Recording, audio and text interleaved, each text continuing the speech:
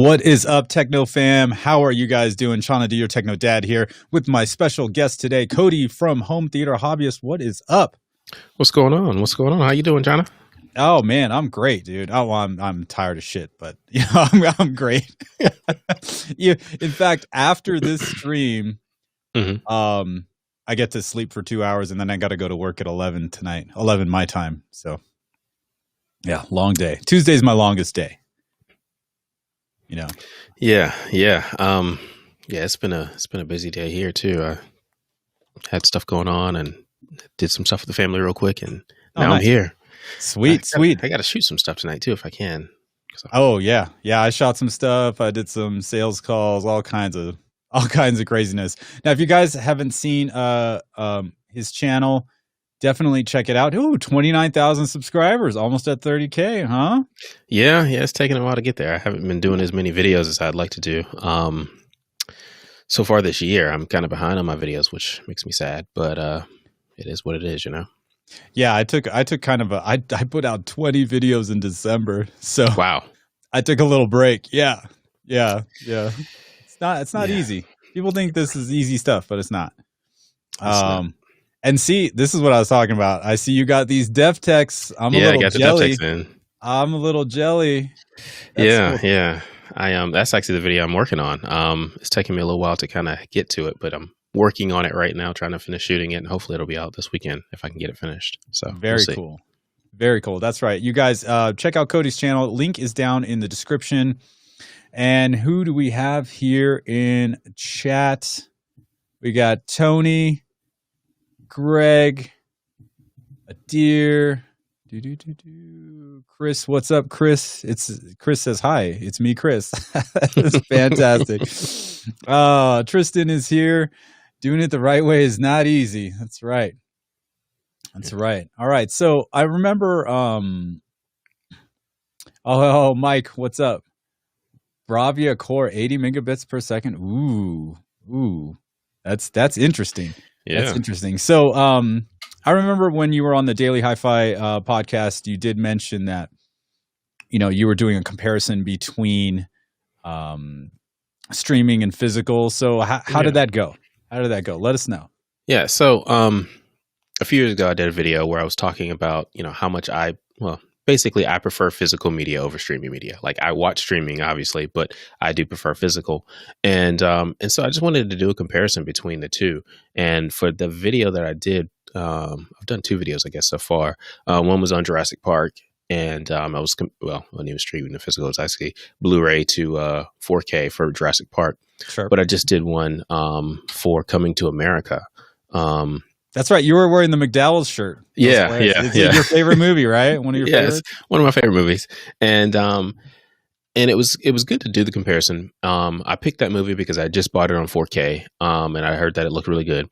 But I also picked it because it was free on Amazon Prime, because they were, working their way up to Coming to America, the sequel, right?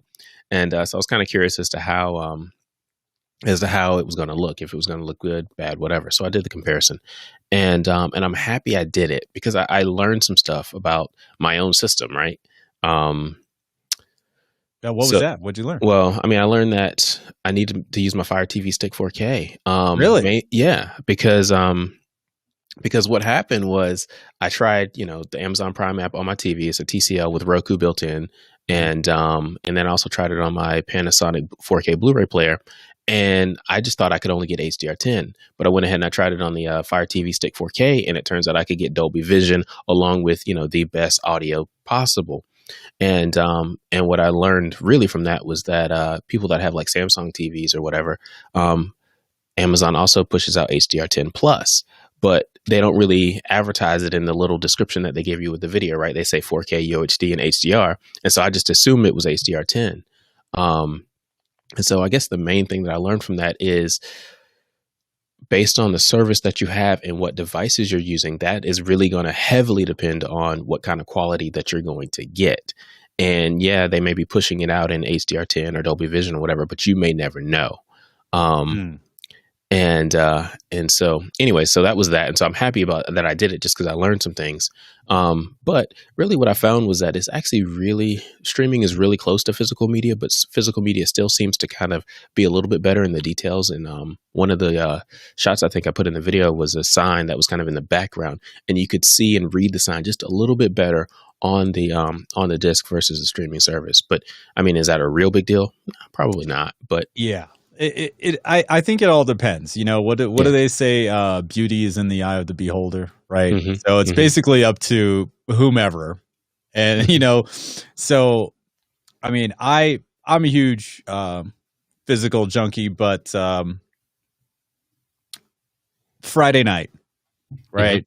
My wife is like, what do you want to do? I'm like, oh, let's go. Let's check out what's new on Vudu. Like, nothing really beats the convenience of like, oh, $5, 4K with Atmos rental. Yeah, let's check it out. And now we have been burned. Okay. Right. Cause we'll watch like a bunch of the trailers of all the like in theaters or like theater at home or whatever they want to call it. And I remember Capone, the like, it's supposed to be like his later years, right? And and Al Capone, obviously. And we watched the preview, and out of the like 5 previews we saw, that looked the coolest. Oh, horrible movie, horrible. So we did get burned because the trailer was so good. We're like, damn you, Vudu, got us with the trailer. But I mean, there is that convenience factor, and this has all been brought about because of this article that people have been sharing. It's from December, the PC Mag one that I sent you the link for. Yeah. Where is it? There it is. Show on stream. Come on. And it's called 6 Reasons You Should Ditch Netflix Streaming. You know, and they go on about how all these services are now like sprouting up, man. I think one of the things that happened recently is that my wife watches a couple of shows on CBS, right? Like she watches SEAL Team and FBI or whatever. And so we have CBS All Access. And then I think it was last week, she was trying to play it, and it's like sign into Paramount Plus. And so she's like, I think something happened to CBS. And then like literally a couple of days later, I get on my iPhone because I use it with my Apple Card. So I'm getting the alerts on what's being charged. And it's like CBS All Access gets charged, but the logo is Paramount Plus. So clearly Paramount bought out CBS All Access. And now everything's going like Apple, right? Everything's going like Apple's Pro designation. But for streaming services, it's Plus. So you get Disney Plus, you know, Paramount Plus, you know, this and that Plus. It's hard to keep track. It is. And you know, the main argument for people that, you know, prefer streaming, they're like, it's so convenient. And it's true. It is convenient, but you do have to find it, right? And that's even more, you know, it's getting harder with everybody kind of becoming their own little silo of, you know, our content's here and then you can only get it here and you've got to pay for this monthly fee.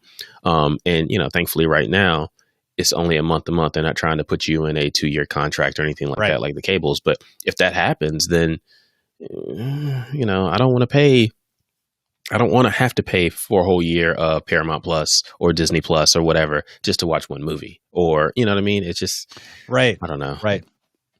When I have my disc, I can just go get them. And the article that we're referencing or brought about this whole situation was saying that, like, when Disney Plus rolled out, they had a lot of the Marvel movies, but not all of them, right? And that's because they had licensing with a different streaming platform like Vudu or whatever. Oh, excuse me. And then so we had to wait till January for a few titles to get on. And then when Peacock came out, and Peacock obviously is NBC streaming. I had to like put 2 and 2 together. I'm like, Peacock, like what the heck is this? I'm like, oh right, that's their like little the logo thing. Their little and when Peacock came out, they gave an exclusive for 3 of the Marvel movies. So they took it off Disney Plus for that 3-month span of those 3 movies just for the Peacock exclusive or whatever. So they can take they giveth and taketh away. Is that how it goes? And that kind of sucks. It does. And I don't know. I know a few years ago there was that service. I think it's called Can I Stream It or something like that. And I don't know if that's still live or active or whatever. But, a lot of people were referencing that several years ago about, if you want to find out if you can stream something, go here and it'll let you know where it's being streamed and all that. And that's great, right? If it's up to date, all of those things you have to worry about. And like I said, with disc, you can just go grab it.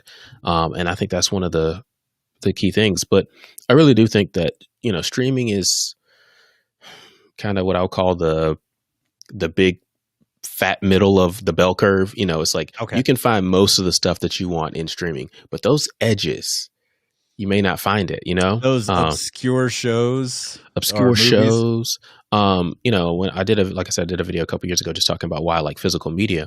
And one of the comments, or several of the commenters, said that, one of the reasons why they still like physical media is because they like to watch the 3D movies. Yes, they're only 1080p, but they can still watch it in 3D. Well, as far as I know, I don't know of any streaming service that's doing 3D Blu-rays, right? So you still have to have the physical media for that. What else is an edge? Concerts that you may have on Blu-ray and DVD. Again, you have to hold on to those because there's no streaming service that I'm aware of that has those. I mean, I know Hamilton's on Disney Plus, but that's kind of that's a special, Disney, right? Yeah. I mean, I have what's a good Atmos one? It's the Hans Zimmer Atmos Blu-ray. Yeah, that's a good one. And then there's the was it The Wall? I think it's The Wall. Yeah, the Roger Waters The Wall. And then I have one from a long time ago because I'm, my wife and I are big Dave Matthews fans. So we have the Dave Matthews and Tim Reynolds Radio City, just the 2 acoustic guitars. Fantastic. And it's in Dolby True HD, 96 kilohertz on the DVD, on the Blu-ray, right? Yeah. And that's what I mean. So I think, everybody's like, streaming is the way to go. That's where it's going to be forever. And it's like, it might go there, but you're limiting yourself in some of the things that you can actually watch because you can only watch what's on the service. And if you have any specialty interest, I mean, Blu-ray concerts, I guess you would consider specialty interest. But I mean, it's not like that rare for somebody to say, I bought this concert DVD when I went to this concert, or concert Blu-ray when I went to this concert. Right. You bought a T-shirt when you went to the concert. In Excess Live, Baby Live is in 4K UHD Atmos. Ooh, thanks, Snoots. Okay. I remember In Excess. Oh, somebody's asking, do you still have the def text? Eric, he's working on a new video. Yeah, I'm working on the review now. So but yes, I have it. It's over there. So he's like, I'm looking right at it. It's right behind this camera. Yeah. Oh man. So I know like a lot of how do I hide? Oh, there we go. A lot of things like everybody's talking about cutting the cord, right? And I don't know. I don't think we could ever actually get rid of DirecTV here. I know it was because my wife and the kid wanted like the NFL Sunday ticket, right? I'm not a sports fan, right? That's just not me. I would always go and bring my turntables and I DJ during halftime at my friends' houses and stuff like that. So, I could care less about what's going on. I'd be like, oh man, that was an awesome shot. And they all turn and look at me. I'm like, oh, sorry, was that the wrong team? My bad. Yeah. So just the fact that like that, and then like, I don't know what it is about, like, I guess video on demand really is what streaming is. Like just having to like think, I know it sounds so bad. Okay, let's watch this. Instead of you just like, oh shit, this is on? Cool. Let's watch this. Like that. It's kind of like, to me, it's kind of like that thing. Like, I don't think we'll ever cut the cord. And here in Mammoth, we get a lot of snow. It was snowing balls Monday, right? And our satellite went out because the snow.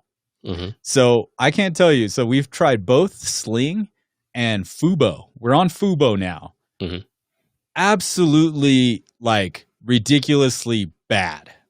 Even both of them. Like the DVR, the fast forwarding and rewinding on different platforms is different. It is, yeah. Yeah, and it sucks. It's easiest on the Roku, but we don't have the Roku in the bedroom. We have Apple TV in the bedroom, so it's totally different. And my wife is like, "Oh, God, can we just switch that?" I'm like, "I'm not switching anything right now." I'm like, "It's 12:30 in the morning. I'm not switching anything." So, I think it'd be hard for us to go. Have you guys tried like doing cord cutting stuff? Yeah, we have. And I was laughing when you brought this up because was it November, December? I put out a video where I said I was leaving Hulu because we had Hulu for 3 years, and we cut the cord because I wanted to save money, right? And I think Hulu started out at $40 a month, and like now it's $75 a month. And is that including the live TV? Yes. It's Hulu with live TV for $75 a month. And that was the main reason why I was cutting the cord. And, honestly, I'm thinking to myself, we're probably going to end up right back with cable, mainly because it's like, there was some quality loss with Hulu and things like that. But I was willing to deal with it because it was cheaper, right? Yeah. But once I'm paying the same thing, I might as well go with cable and have what is basically even a better DVR because it's right there. You have the hard drives there because the DVRs on the streaming services, although they do work, they're a little bit flaky. I mean, I do watch football and so I'll record a game live and then I'd fast forward a couple times and then it would like get confused and just jump to the most current, point in the game versus, just fast forwarding through the commercial, whatever I was fast forwarding to. So, it just wasn't as good or as reliable. So now I'm we don't have it right now, but I'm like, man, we may end up, back with cable or whatever. So we'll see what happens. But yeah, I also think that, to go on your point here, like the fast forwarding and stuff, it's just when you have a cable box or a DirecTV box or whatever, it's the same. Your experience is the same. Your experience at your house, the same as in my house, right? And from room to room, my experience in the living room is the same as in the bedroom, as the same as in our teenager's room downstairs. So like just that in itself, just it actually working the way it should, it's kind of great. It's kind of great. It's funny you mentioned that because I have again going back to what I was talking about with the Amazon Fire TV thing. I've got a Fire TV stick, I've got a Fire TV Cube, and I've got an original Fire TV. And I actually brought the Fire TV Cube back up here to my room so I could watch the sequel to Coming to America too. But it was on TV downstairs because I was trying to give us the same experience, give my family the same experience on all the TVs versus having a Roku on one TV. You know what I mean? Right. But yeah, you're right that you have the same exact experience. And so right now we've actually got a Roku on TV downstairs. But yeah, it's just one of those things. It's like, you're right. You do get the same experience when you use the same box. And yes, you have to pay more money. And yes, all of those things. Well, I mean, okay. So then, do you like that? Here's the thing. Okay. Because we've got, Netflix, Hulu. We can't count Vudu. That's not like a monthly thing. That's like a pay-per-view kind of thing. Right. But Netflix, Hulu, Peacock, Paramount Plus, what else? Disney Plus, Apple TV Plus. So that's 7. ESPN, is that? Yeah, they got an app. Yep, they got an app. Discovery Plus. I think Hulu's got one. Yeah, Hulu's got their thing that they do. So all that plus an extra like $400 for OnlyFans per month, like, dude. Yeah, Amazon Prime. Yep. Yeah. Amazon Prime too. Yeah. So Techno Dad Plus. Yeah, no, it's, I don't know, man. You have to think about that. It's one of those Techno things. Dad Plus. Yeah, like it's one of those things where it's just like, why are we actually getting a deal? Are we actually getting a deal? And I know we watch some stuff on like TLC or whatever, and they've moved some of their stuff strictly over to they're part of Discovery Plus, right? So, and that's the other thing. Where are these stupid channels? Like so many different things now. MTV is on with MTV's streaming, I think, is on with Discovery Plus as well. So yeah, it's. Where do I watch my show? Where can I stream it? I bet you anything. if somebody has a website, where can I stream blank? Mm-hmm. They would get like 20, 50,000 people searching every month because it's confusing. And I don't know. I don't like it. Yeah. What's up, Sean? Some people said YouTube TV sucks. I think I saw that a second ago. Yeah, some people said it was great. I did try YouTube TV. Oh yeah, how was it? I mean, it worked fine a few years ago, but this was before they had it on every platform. So you had to have Google Chromecast, I believe, to actually, or an Android phone to actually get it to work. At the time I tried it because it was pretty new in the service, but everybody says it works great. But I think it's $65 a month or something like that, and we might try that. But you know, like I said, once you start getting to those types of prices, like, well, I mean, cable's only another $10 or whatever if you get it on, you know, your 2-year deal or whatever. So. Yeah. It's like it's kind of tough. Yeah. Paramount Plus is MTV. Yeah. Okay, yeah. So it's hard to keep up. Like I can't keep track, and you know, like we watch a few shows. Like usually, like what is today? Tuesday. So we'll have a couple of Monday shows, a couple of Tuesday shows. You know that we just record on the DVR and we watch it like long after it's already. Oh, the other cool part, because we're on the West Coast, is with DirecTV, we get everything East Coast time. Oh, okay. So all the shows that are 8 o'clock are actually recorded at 5 p.m. here. So then we can watch it at any time. And then HBO, we definitely get HBO East. So every time we were waiting for Game of Thrones, instead of 10 o'clock, it'd be 7. And we'd be like, yeah. And, I go onto Facebook and be like, that episode of Game of Thrones was legit. And people are like, how are you watching? You're in California. What are you talking about? It's not even on yet. I was like, sucker. DM, thank you for the super chat. How does 8K distribution make sense without physical? Oh, there was another. Go ahead, Cody. Go ahead, say something. I think Roy Arson. I have Prime, Disney Plus, and HBO Max. One of the things that I think HBO Max is, I haven't actually tried HBO Max, but everybody says that overall the quality is good if you've got a good 4K title, but maybe not. But I think it's definitely worth checking out, and I'll probably try it at some point. But yeah, I think right now we've got Amazon Prime, Disney Plus. What else do we have? I think we got rid of Netflix for a while. And my wife is watching Discovery's thing. She's got a few shows she watches on there. I think we got Paramount Plus right now. So yeah. We got channels. We got channels. We just don't know what to watch and where to watch it. Right. So I found this article because, if we're talking about 8K streaming, I remember, 4K disc, right? Mm-hmm. I got here, 2018 Dolby DTSX demo disc.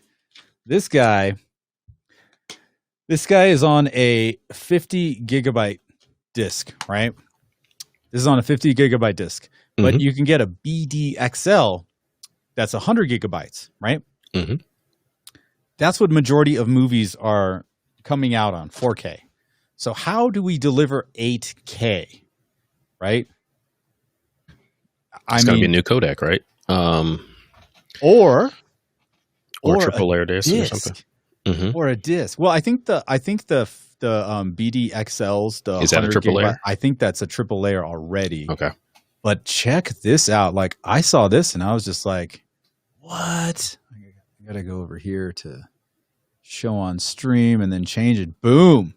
700 terabyte optical disc coming soon. Ooh. What? What? Look at this, March 13th. I was gonna say, what's that date? Is that 2021? 2021. Yeah, this was 3 days ago. I saw this while I was searching around looking for stuff. So, yeah, definitely. All right, then. Yeah, we can do 8K, 16K. We can do 8K with a 700 terabyte disc. I mean, like, damn. Wow. Like I could just back up all my stuff. Is that real? Fake news? I don't know. I don't know.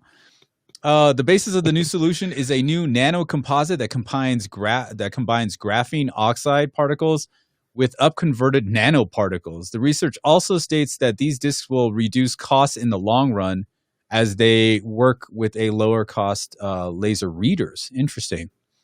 An important effect of the longer than normal life of the disc is that it reduces the carbon footprint. Less replaceable discs will reduce damage caused by giant companies to nature. Of course, the 700 terabyte optical disc developed does not appeal to home users. It will be used mostly in data centers. The need for 700 terabytes of storage for home users is not born anyway. I'm like, I don't know. I mean, obviously, you could back up your entire movie collection on 700 terabytes. One disc. It's got, you got everything. All your movies. And then one scratch and then your data's screwed. Yes. Yes, LD Fanba, for sure. You saw that in a group? Yeah, like I saw it. 16K now. Yep. Yeah, BL, I have no idea what I think I read that correctly. Like, well, I don't know what that means. I do not know what that means. But it's not born anyway. I don't know. Let's see. But what do you think about that? I mean, I think that's interesting. I mean, honestly, I think we only really need, for most movies, I mean, a terabyte, right? We probably plenty for 8 or maybe even 16K. I think the good news is that, and this is just a total guess, right? But either 16K or 32K is going to be sort of the max of what we can see, even when you put your nose up against it, right? What our eyes can resolve. So I think that resolution race is going to end within, another few years. And so, once we get HDR out to its full 10,000 nits or whatever we can get, and the color gamut, 12-bit. Yeah, we get a 12 bits? Yeah, we got to get 12 bits, So in my mind, it's like that, 2D race is going to be over in the next, 10, 15 years, probably.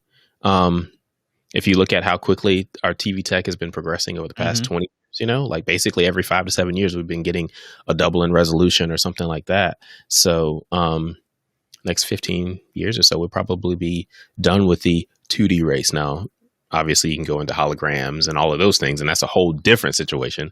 But yeah, if we can get, 2 terabyte disk and 32K with, 10,000 nits of brightness, 12-bit, and the full color gamut, we're good to go, right? 444. Maybe it's something else. Maybe it's 16, 16, 16, 16. Yeah.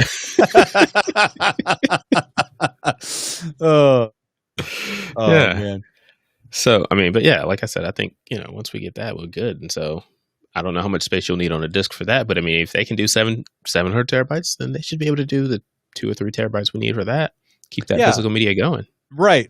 So 700 terabytes, no home user needs that. Okay. Yeah. Cool. Give us 2. That's all we need. Just give us 2. Give us 2 terabytes. Yeah, I know. We say that though. 700 terabytes. I don't know what I'd have for 700 terabytes, but you could put something on it, right?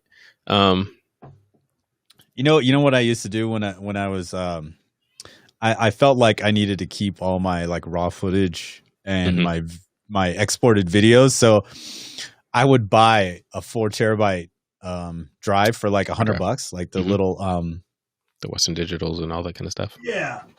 Yeah, I've got a couple of them over there on my desk. Yeah, and I got these ones in color, so I can just write on here. Oh, that's a good idea. Yep. NTFS, right? Because I did have Mac and Windows. CES 2019. Boom. 4 terabytes, $100.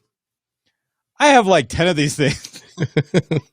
And now I'm like, what a waste of money. But now it actually is helping out because like I got to move larger projects, that are like 60 or 100 gigabytes of just B-roll. Right. Because I'm like, oh man, it was almost there. I got that motion and the movement right. Ah, crap. And right at the end, screwed it up.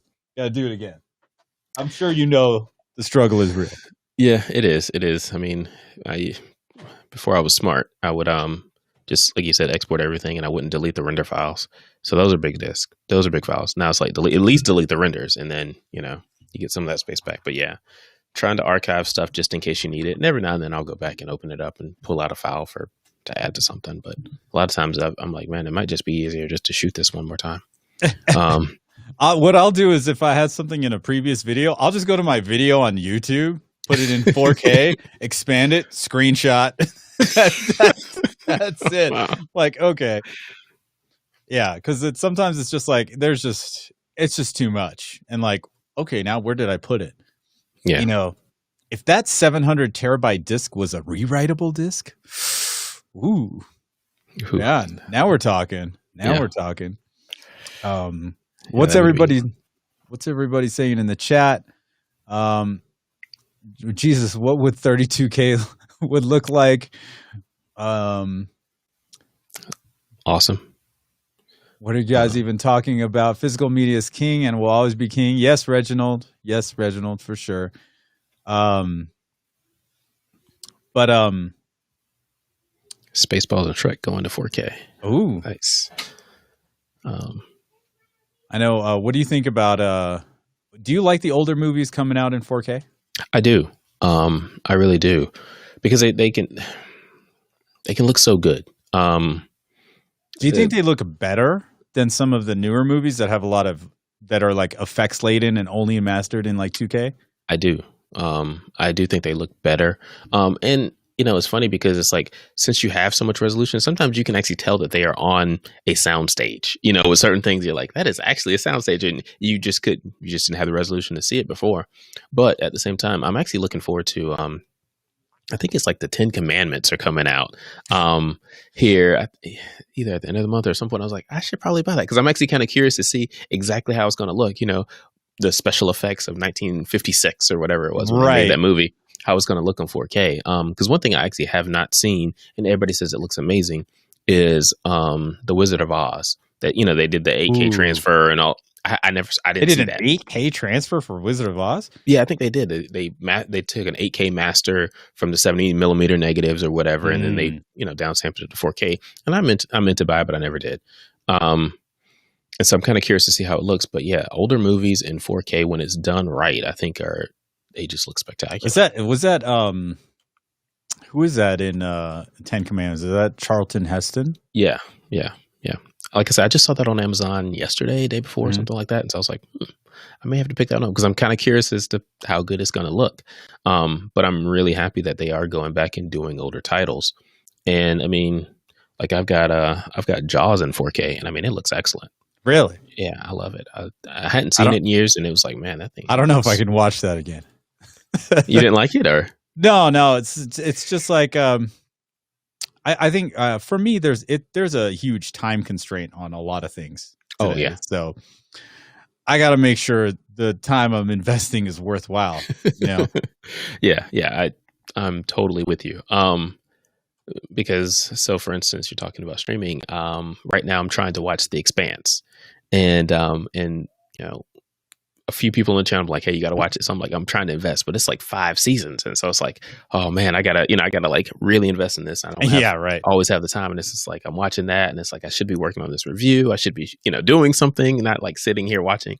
So it's like really trying to balance that out, along with, you know, all the other things, work and family and stuff. Yeah. Oh, you have another job too, right? Yes. So. Yeah, no, I'm trying to. So you know the struggle, yeah. Yeah, no, yeah. I know all about it. And what's worse is YouTube is now shutting down my DJ streams. Ooh. So for those of you that are here in the chat, those of you watching again on the replay, who liked my DJ sets on Saturdays, that's moving to Twitch. Like starting this Saturday, because during the stream last Saturday, I got an email and then YouTube shut it down. I think about an hour and a half into it, and said something about policy violations, and this is your warning. So if I do it again, then 7 days I can't post, I can't live stream, I can't upload a video. So okay, that's done. No more. But, you know, it was a full year. I mean, I started doing it because of COVID, right? In the lockdown, because I would be DJing at the ski resort during that time, Mm-hmm. right? On a Saturday afternoon, because they want people to drink and even when the lift to stop running, they want people to be hanging out, spending money. So I was the entertainment, and so yeah, that kind of sucks. But keeping up with the Joneses says free China, hashtag free China. Yeah, free the DJ. Yeah, that's so funny. Funny stuff. What's more important to you, sound or vision? That's actually a good question. So, okay, years ago, there was a focus group. Okay, they had people in 2 different rooms. One was a room, both same TV, big TV, right? 70-inch TV. This was a long time ago, so 70-inch TV was big back then. One was just with the TV speakers, and one was with a 5.1. Guess which room had a better experience? The 5.1, right? Because you have sound to match the picture.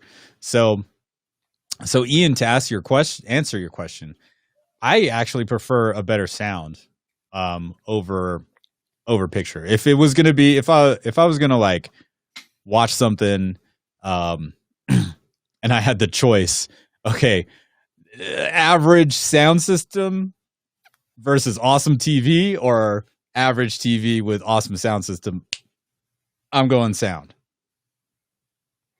So how about you? Yeah, I think so. I'm just, you start thinking about all of your different experiences, right? And I think I prefer sound, but this is going to sound bad, but it kind of has to be done right. You know what I mean? Like, oh yeah. Sometimes you go places and it's like, ooh, you got all the speakers, but it's not quite right, and so, and by not quite right, let me, I guess I should clarify that.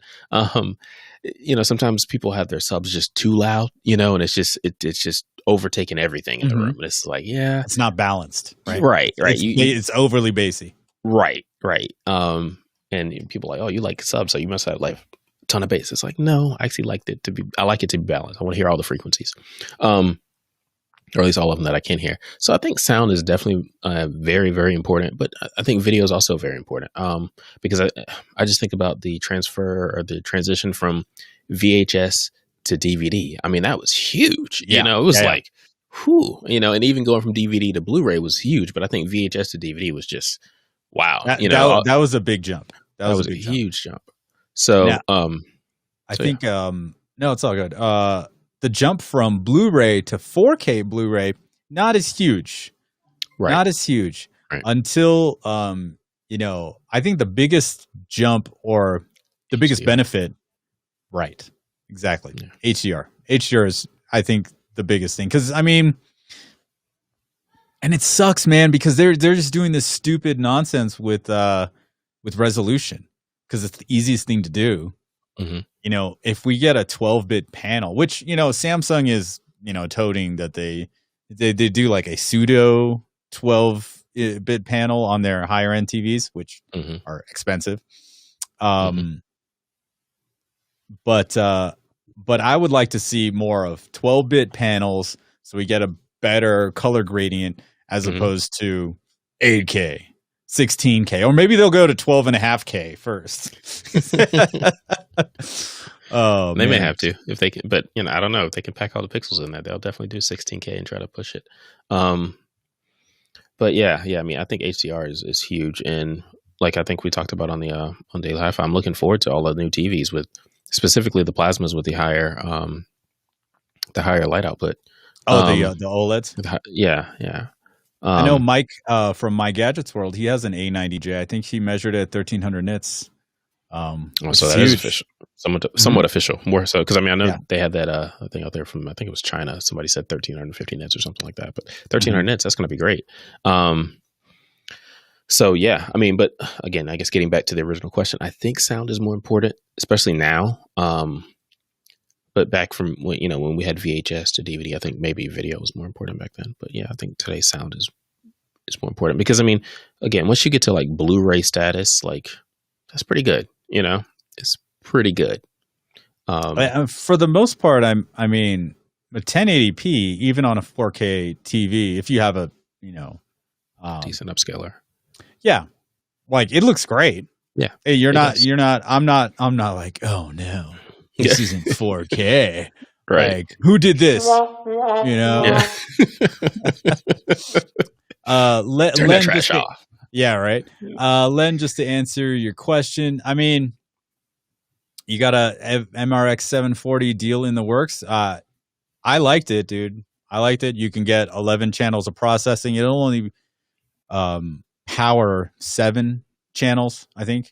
But yeah, you can get an external amp and you can run 11 channels off that to to build up your system if you need to. So an Anthem room correction is the best I've heard so far in my room. Oh, I don't know if you know this, Cody, but I got my first processor is on the way.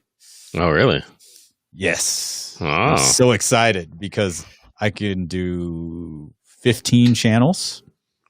Dolby Atmos, DTSX, IMAX Enhanced, and Oro 3D. And what else? What else? Can you say who it's from or no? Yeah, I can say who it's from. I could never afford it. It's from Audio Control. Audio Control, okay. Yeah, it's the Maestro X9. Maestro X9 here. It's a sexy looking beast. Oh yeah. But yeah, it's pretty insane. It's like a 9,600 like retail or something like that. Outrageous. 140-inch 4K looks a lot better over 1080p. I wouldn't know. I've yeah. I mean, yeah. Once you get to those, projector size screens, obviously 4K is going to win over 1080p. But at 65 inches, it's hard to tell the difference. This is definitely true. But go ahead. No, I was just going to say, but yeah, I mean, I agree at 140 inches. Yeah, you want that 4K there. And I mean, heck, at 140 inches, you might want 8K. We don't know yet.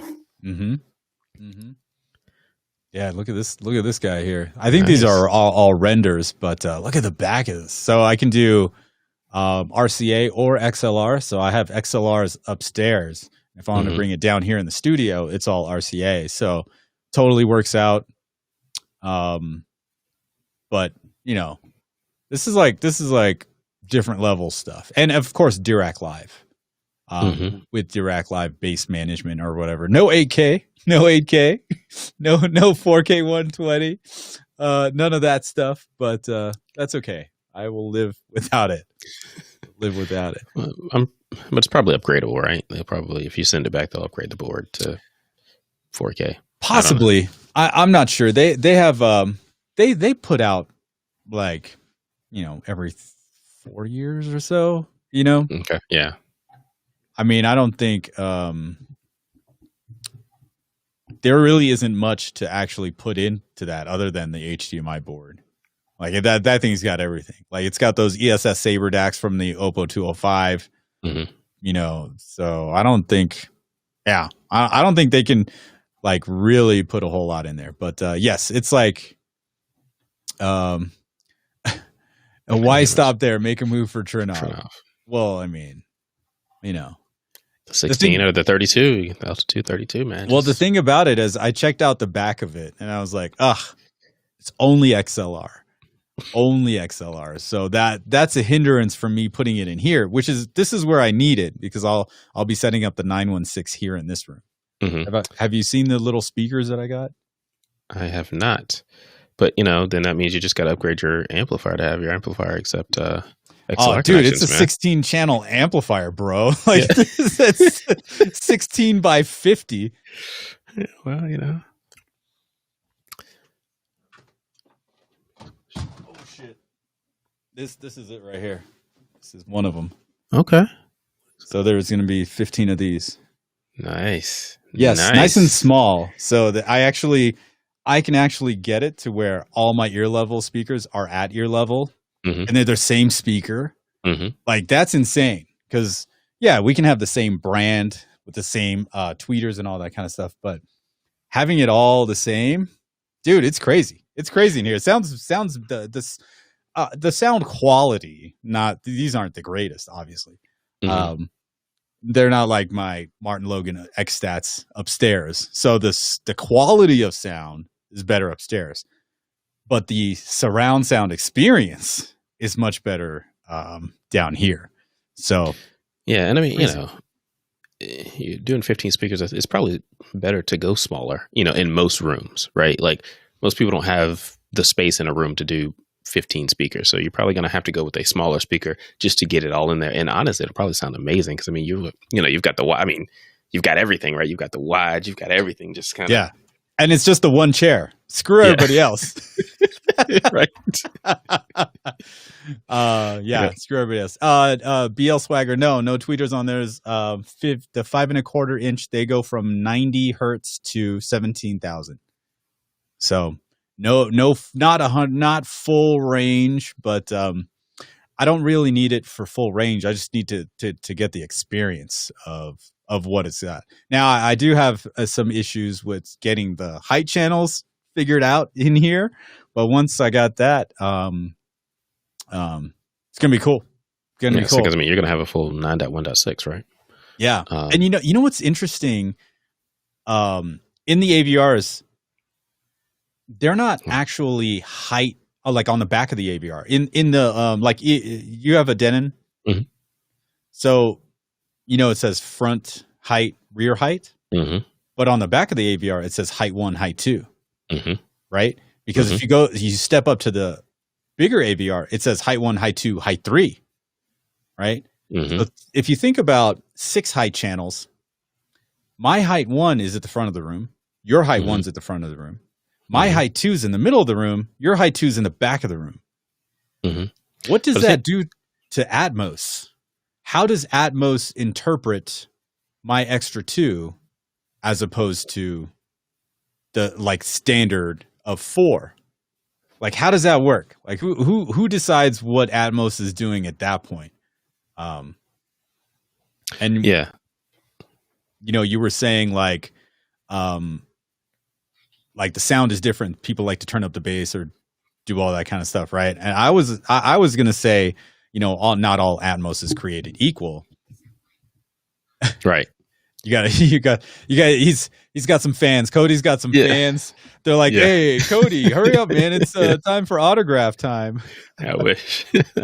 So, but yeah, I don't know how Atmos works. I mean, I know DTX X Pro, right? That's supposed to be able to scale up to whatever it well, they're also supposed to need, do right? that, right? Because they're object based as opposed to channel based. So meaning like if I didn't have my surround backs for the 7.1, then I wouldn't hear anything from it. But in Atmos, it's different, right? So I had 5.1.2 upstairs. And I would listen to the Audiosphere demo, right? And the little diamonds go bring, like over your head. Mm-hmm. When I moved to 5.1.4, I can hear them behind me doing the same thing. And then I turned off the rear ones. And so you still hear that with object based. It's just folded into the speakers that you have. Yeah. Into the other channel. Right. Right. So it goes into the surrounds. And then anything from your surround back also goes into your rear surround. So now your rear surrounds are doing the job of 3 speakers. And I was thinking about this the other day. Is that actually good? Is that actually a good thing? Like, if a plane is flying overhead, it'll go like back here, right? But is that where the plane goes normally? No, it goes like all the way, like it stays on the higher plane and then goes back. So yeah, it's one of those things where it's just like, shit, I don't know if this is good. Well, I mean, I think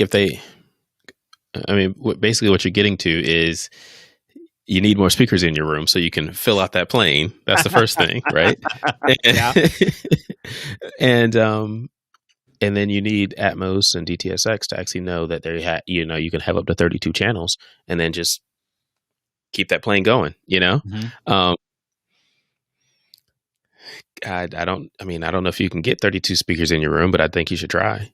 You know, that'd be a good test. Cabling all of this up has been a pain in the butt. Luckily for me, this is my studio, and anybody who has like any OCD about cables or wires, you would freak the fuck out if you were in here or just saw it, because there's so much stuff that's connected up here. Like I got synthesizers on this side of the room that's connected to the audio interface here, and I got my new audio interface 16 channels over here by the TV. I actually moved my Mac Mini from up here to back there, whatever, depending on which system I need to use. So, it's pretty gnarly in here, and I still have to wire a couple of things to get the height to the middle of the room. But yeah, this is only an 1,120 cubic feet here, 10 by 14 by 8. So it's not that big, but it's also not that small. I got two Rel 10-inch subwoofers in here, and it sounds pretty fucking great. Like I'm just like, man, I don't know if I'm gonna go upstairs to watch a movie, because every time I watch a movie with my wife, it was anytime after 10 o'clock. Who knows? Maybe we'll get halfway through it. Definitely, we're not finishing it in the living room. Yeah, it's just like, let's go to the bedroom. Okay. Damn. Yeah.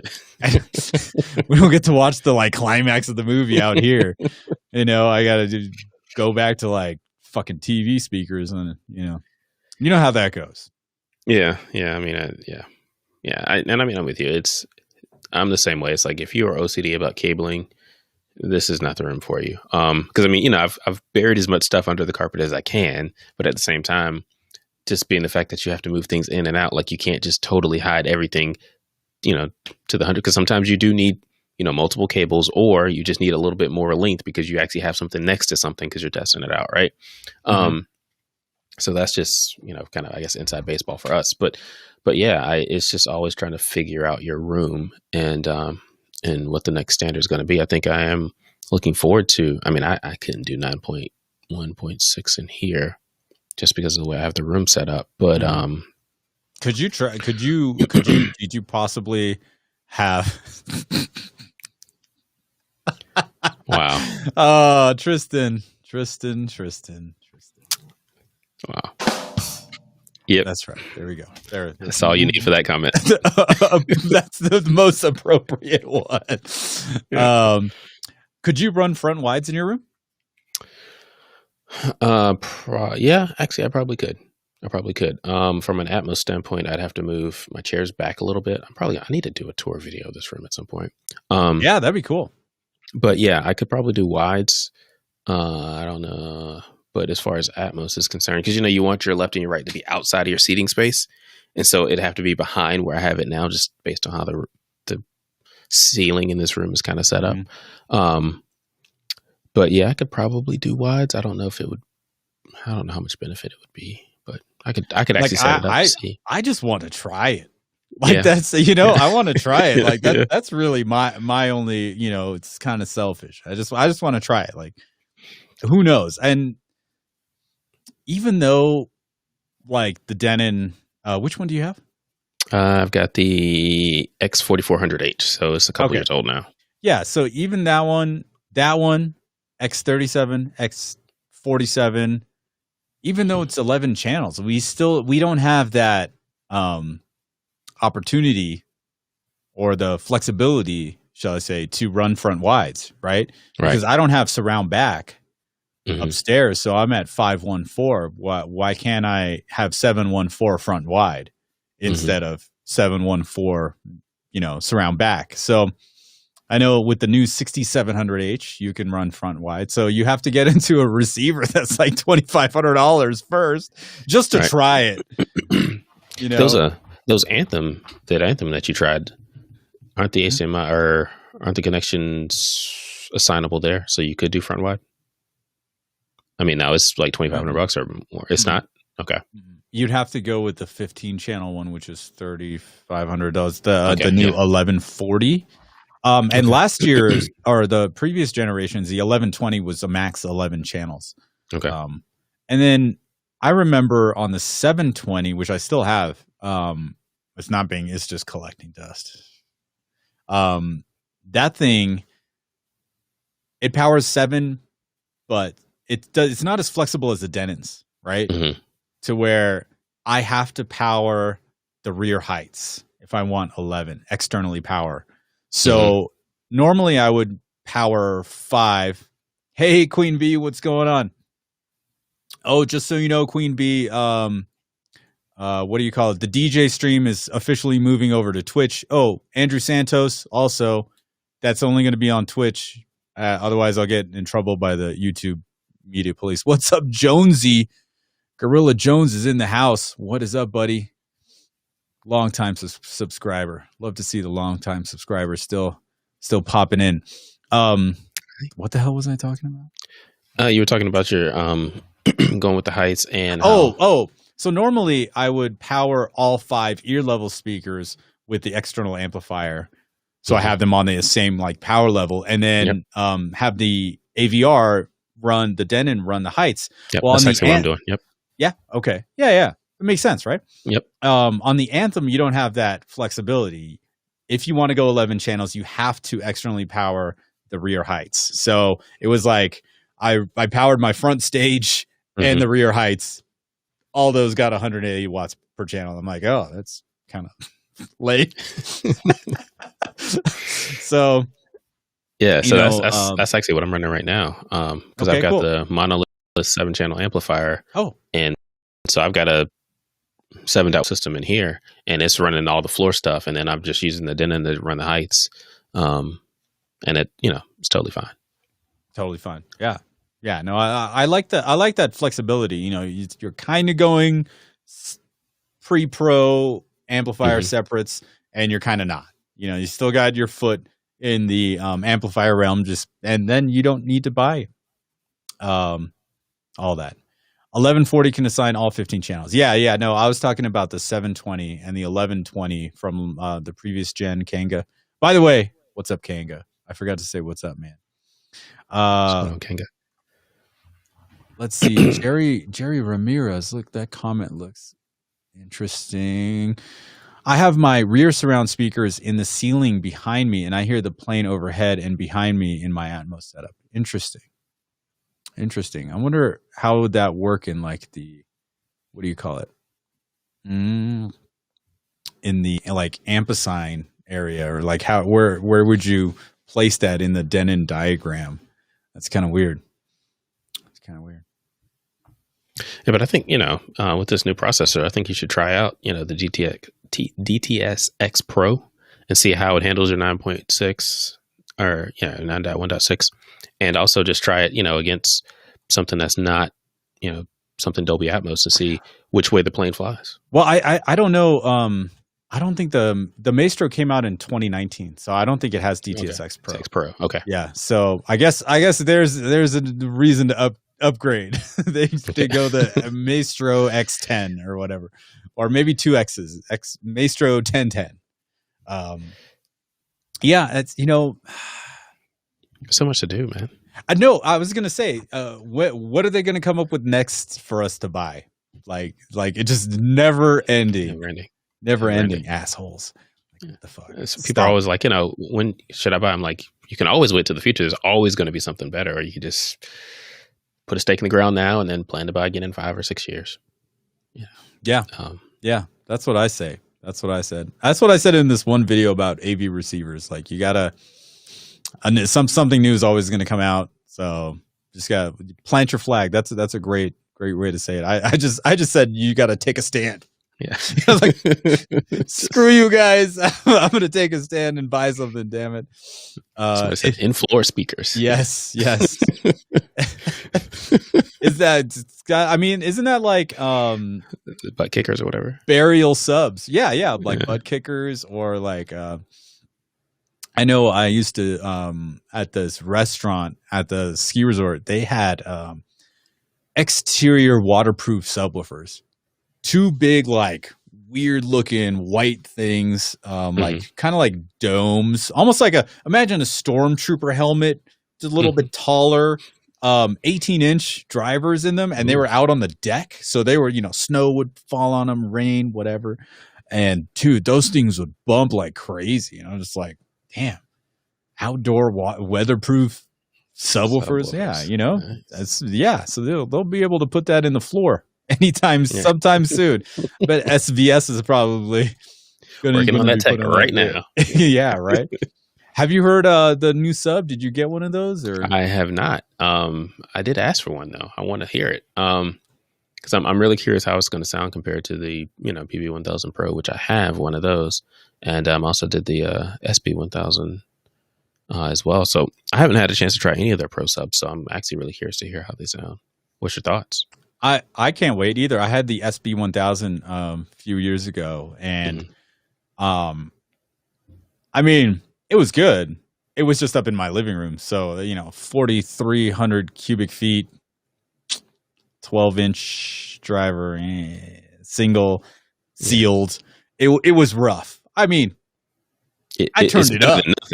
I turned it up, and it was great. But yeah, I actually want to try it out in here. It's a little bit bigger than these little 10s that I have in here now, but I actually like having this smaller space. Then I can, so I'm not like, oh well, this 12-inch subwoofer isn't the greatest because it's in a fucking huge ass room. Yeah. The dual 15s upstairs pressurize that room like out of style, But I mean, and that would be insane just to have one of those 15s in here. And man, those things are 100 pounds each, and it's just sucks to move them. It sucks to move them.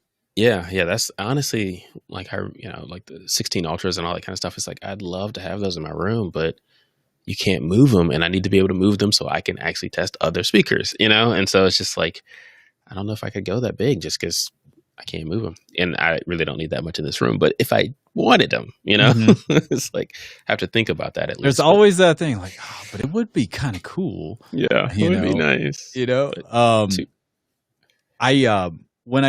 When I got my Klipsch RP280F, I got a free sub. Right, I got a 12, whatever the R12 SW or SW12 RP, I don't remember. And since I got it for free, I used it for a little bit, and then I sold it for like $400 so that I could review subwoofers and just not have one. I'm like, I know, they'll send me a subwoofer, and then when they have a new one, they'll send me a different one, and I can send back the other one. Some other company will probably send me one, and I can send back the other one. And now I got these 2 Rel 10 inches. I got 2 Rel 15. I got 3 10-inch from who is it? From OSD Black. And then SB 1000 Pro or PB 1000 Pro is on the way. So like my plan backfired. I got too many subwoofers and not enough space at all. Not enough space at all. Yeah, that is a reviewer's problem. Yeah. It's not even a first world problem. No, it's like a first world reviewer's problem. Right. But it's a good problem to have, only because then you can really, you can do the comparisons. You can talk about, how everything kind of matches together. But at the same time, it's like you can only listen to so many things at one time, So it's kind of like I love having all this stuff, but for me, it's like it's also nice to send it back, not because I don't like it, but just because it's like I need to have space for other stuff. And then I have my speakers, and sometimes I don't get to listen to them for months just because there's other stuff in here that I'm kind of messing around with, right? Which is kind of cool to a certain extent. Don't get me wrong, right? I still have to do my review of the Cambridge audio stuff. And that little streamer, that's a nice little setup. And, even though that, integrated is like only, 60 watts per channel, 2 channels driven, 8 ohms, like it's heavy. They got a little toroidal transformer in there, and you can, they put the vents in there in a strategic spot. So you can kind of like, you got to catch a little glimpse at an angle, Yeah. And I'm like, oh man.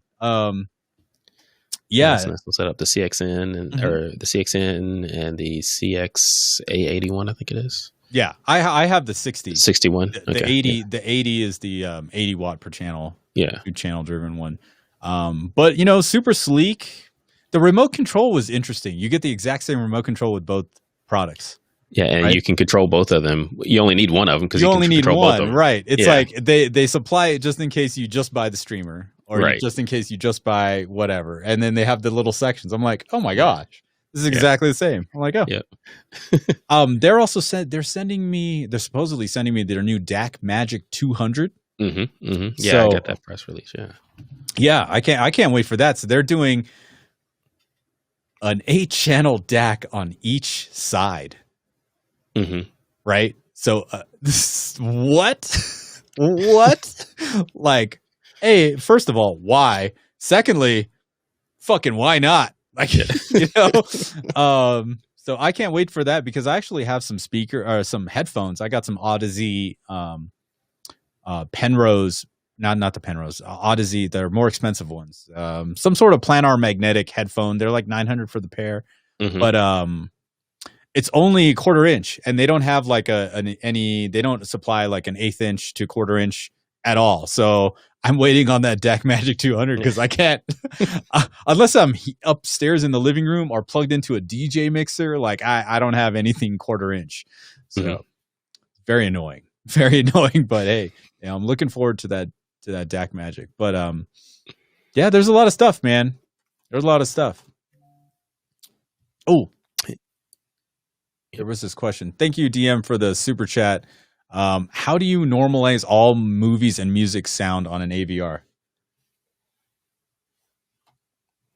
I don't know what you mean by normalize, but I try to balance things, and it's always going to be different. That's the problem, especially depending on your source. What do you use do you stream all your music? Actually, yeah, pretty much because I do use Disc a little bit for testing, but yeah, I stream pretty much everything from Amazon Music HD is sort of my main source. I guess I have a Qobuz subscription right now. I had Tidal for a while, but yeah, those are my two main sources. Usually Amazon Music HD and something else. So I've been using Tidal and going through the Blue Sound Node 2i, which is like, it'll do like the master, it'll decode the master. The MQA, yeah. Excuse me, yeah, the MQA, and then that goes analog over to the Denon, right?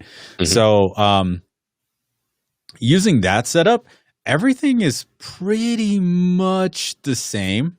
There are songs that will vary.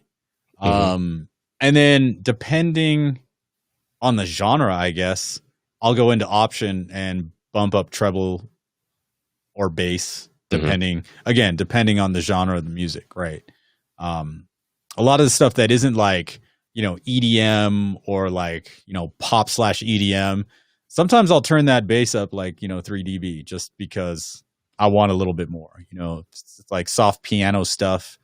I still want to have like a fuller kind of sound. Yeah. I mean, I think, like you said, I think it's going to depend on the source and the type of music you're listening to.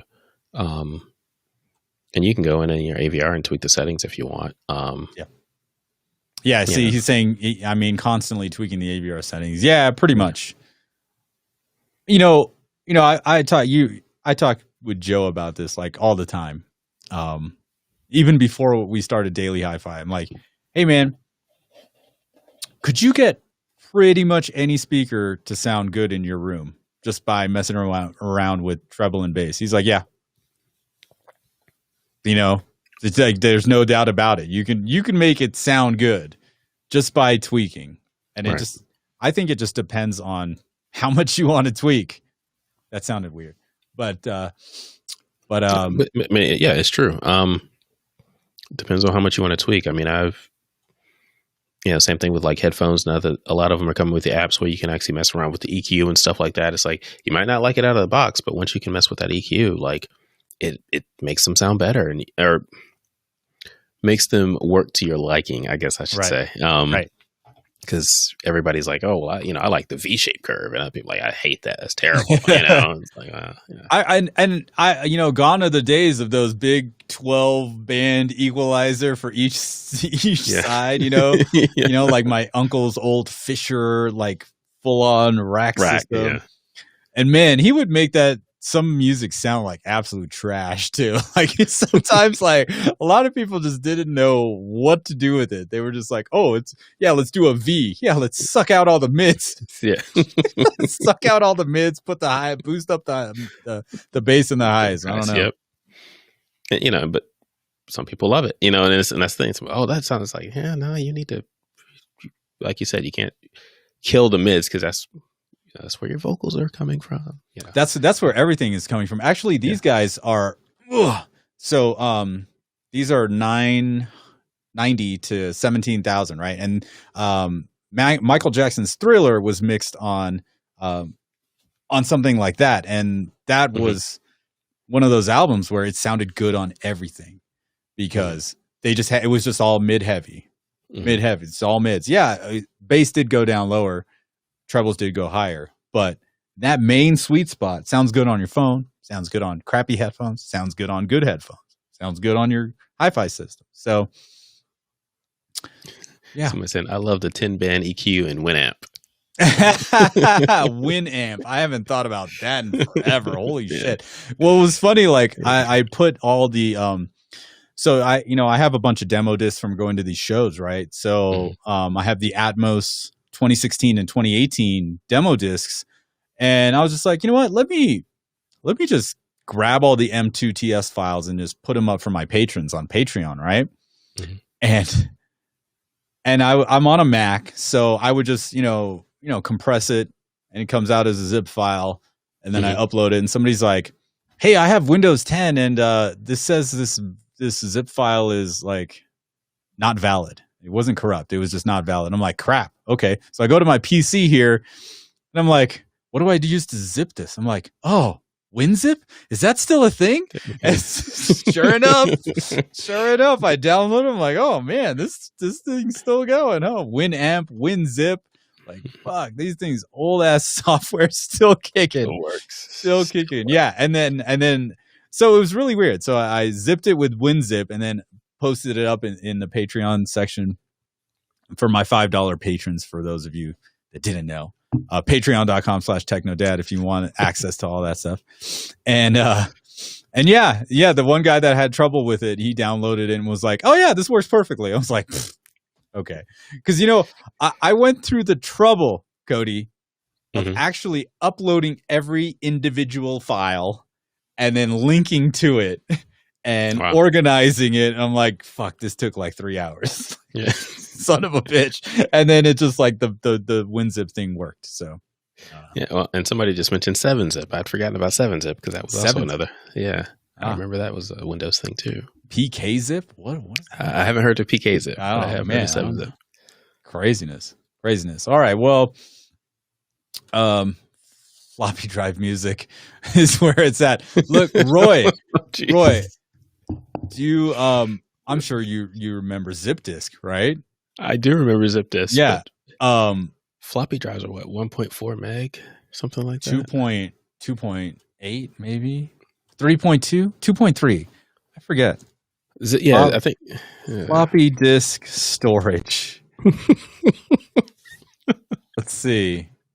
Wikipedia. 80 kilobytes on the 8-inch diameter, 200 millimeter flexible diskette. 80 kilobytes. Wow. We've come a long way. Kenga is saying 1.44 megabytes. 1.44. That means yeah. 1.44. Yeah, and then the bigger zip files, they were, I don't remember what those were. Those, like you said, those smaller hard those plastic were like ones. Yeah. Those are like 50 megabytes, 100 megabytes. Yeah, you can get them in different sizes. But yeah, I would go to when I was in college, I would go to the this one computer lab and just look for electronic music to download. And I'd find all these MP3s, and they had each of those computers had zip disk drives. So I bought like a 50 megabyte zip disk, and I just download the music, put it on there, and then I had to buy a zip drive for my room or for my computer. Man, craziness. I have a Roland VP9000, which is like a Veriphrase Technologies, really big in like the late 90s. right? It's got a zip drive. So I actually have an old zip disk thing underneath this table, so I can actually put a sample onto the zip disk and then use this thing. I've only used it twice. Man. But you had it so you could use it, right? Somebody's mentioning mini disc. Man, mini disc. Yeah, Kanga. I used to bring the mini disc recorder and record my DJ sets, right straight from the mixer. And sometimes it worked, sometimes it didn't. Sometimes somebody would come by and just like they were drunk or whatever, knock it on the ground, and then boop, the cable comes out. I'm like, crap, there goes my recording. Hey, thank you, Queen Bee. Thank you, Queen Bee. Yeah, encouraging people to thumbs up. Thank you guys so much. Hey, Cody, I know we said 1 hour. We've gone a little bit over, so my bad. My bad. Okay. No, that's good talk. It's great having you here.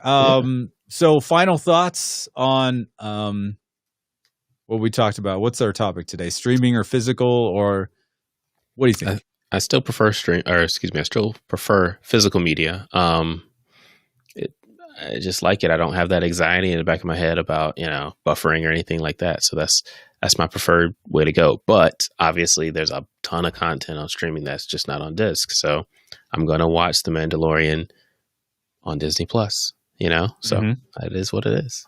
But, as long as I can keep buying it, I'll keep buying physical media. Right on. I'm on that same train, and I got a Zapiti, which is great. Rip it. I put it down here. Whoop. It's got access to it in all the bedrooms. Nice. And it's all coming in 4K HDR and Atmos. So since I have an Atmos system here, Atmos system upstairs, always great. And then my wife wanted to watch, what is it on the weekend? It was the Mockingjay. What is that? Hunger Games. Hunger Games. Yeah. Right. So we'd only seen the first one, but I bought the 4K 4-movie collection just, for my Zapiti video. And I'm like, we have all these. She's like, what? Where? I'm like, boop, boop, boop. She's like, oh my gosh. What? And I was just like, I was working on it for, for a video or something like that. And then anyway, bottom line is I will still buy stuff if I want to buy it, if it's cool, if the 4K transfer is good, if the Atmos is good, majority of the time I'll rent it and be like, okay, that was okay. But for sure, convenience, there is a convenience factor. But at the same time, I think all these TV like streaming services, Paramount Plus, Peacock, whatever, Discovery Plus, Disney Plus, Apple Plus, it's just a tax on our wallet. Right?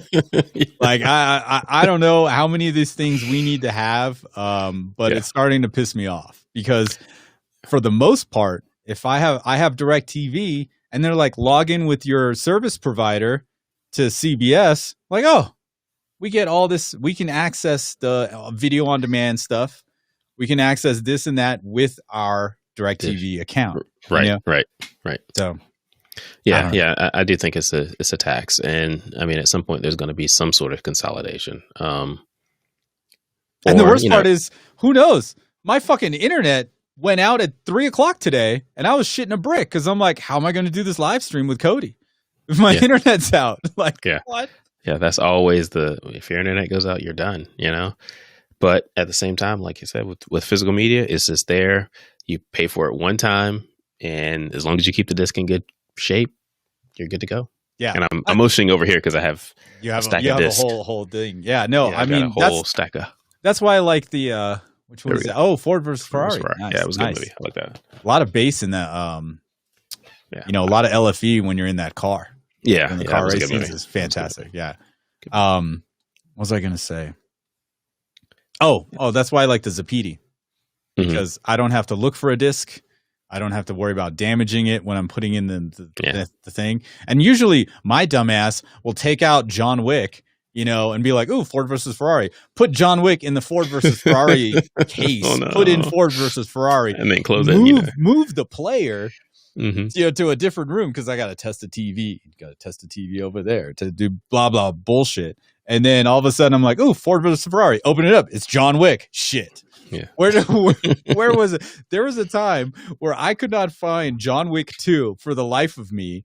And then I was just like, wait, what if it's in, because I have a Sony X800 M2 and a Panasonic UB420 that's just in the guest room and that I use now and again. If I want to check out something in HDR10 Plus, I'll pull out the Panasonic. If I just want to test something for, what do you call it? For, somebody had a comment, hey, does this work with blah, blah, blah? Yeah. Oh, okay, I can just check it out. And I open it up. Sure enough, John Wick was in the Panasonic player. I don't know when I put it in there. I don't know. I just forgot about it. But yes, Puerto Rican audiophile ownership allows you control access. Exactly. I want to say hey to Andrew. He said he's one of my subscribers. Thanks, Andrew, for watching. Awesome. Awesome. Thank you, Andrew, for showing up. Thank you, Cody, for joining me on this live stream. I truly appreciate it, man. It's great to see. Of course, man. It's great to see hang out with other home theater enthusiasts, and content creators like yourself. So that's cool. Yeah. Thanks for having me. I mean, it's fun to hang out and, see what everybody's saying in the stream and just talk about it. I enjoy talking about streaming media or physical media and streaming media for that matter. Because we buy all this gear, but the whole point is to watch movies and listen to music. Like that's what we're buying it for, right? So that's it. That's it. Try not to get caught up in buying shit and experience more shit. How about that? I mean, trust me, I love to buy shit. Oh man. There's this one guy I watch who's a musician, producer and DJ, and he's like, every video he's got some new piece of gear in. He's just and then there's this one video he's like, I don't know what to do. I don't have a box to unbox today. It looks like he was going through withdrawals or something. Hilarious. I'm like, I totally can identify with that. It can be addictive, yeah. But sit back, watch a movie, just relax. Yeah. That's all you got to do. Sit back, relax, watch that movie. All right. On that note, I want to thank everybody here in the chat. Let me see if I can just rattle off some names. JB, Roy. Who was your viewer that was just here? Roy, Andrew. We've got DM, Puerto Rican audiophile, James E. Kanga, Easy Tech. What's up, Ike? BL Swagger, Joneses. That's Tristan Jones. Who else? Tony, Byron, Andrew Santos, Queen B. Thank you so much for being here. DM, thank you for the super chats. And Eric, Paul, Bentley Elite. Yeah, nice name. All right, everyone. Thank you so much, Cody. Don't hit that X just yet. All right. We'll chat for a few minutes afterward. Thank you guys for hanging out, and we will see you.